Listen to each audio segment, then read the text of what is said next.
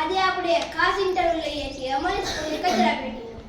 હું ખાલી ઊભી રહું છું અને જમીન કચરાથી ભરાઈ જાય છે. આપણે ફેંકેલો કચરો નદીમાં જાય છે, ખરું ને ટીચર? ખરું, પ્લાસ્ટિક 500 વર્ષ સુધી નાશ પામતું નથી. આપણે ફેંકેલો પ્લાસ્ટિક ગાયબ થતો નથી, એ નદીએ પહોંચે છે અને પાણી ઝેર બની જાય છે. ટીચર, આ પ્લાસ્ટિક ખાવાથી પ્રાણીઓને શું થાય?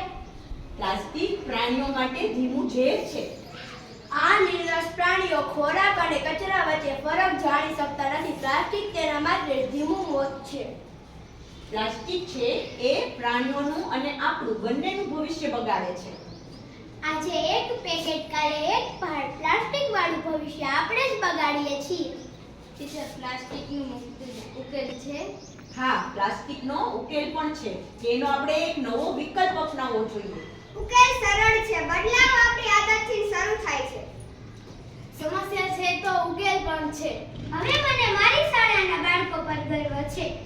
સ્વચ્છ શાળા પ્લાસ્ટિક મુક્ત ભવિષ્ય. આજે આપણા ખાસ ઇન્ટરવ્યુ છે અમારી સ્કૂલની કચરા પેટી. હું ખાલી ઊભી રહું છું અને જમીન કચરાથી ભરાઈ જાય છે. આપણે ફેંકેલો પ્લાસ્ટિક નદીમાં જાય છે, ખરું ને ટીચર? ખરું, પ્લાસ્ટિક 500 વર્ષ સુધી નાશ પામતો નથી.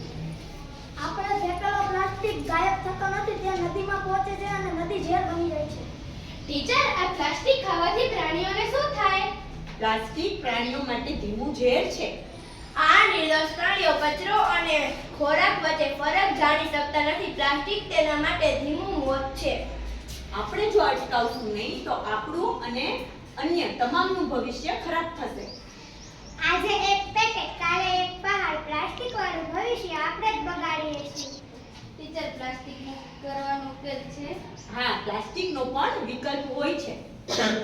ઉકેલ સરળ છે. બદલાવ આપણી આદતથી શરૂ થાય છે. સમસ્યા છે તો ઉકેલ પણ છે. હવે મને મારી શાળાના બાળકો પર ગર્વ છે. સ્વચ્છ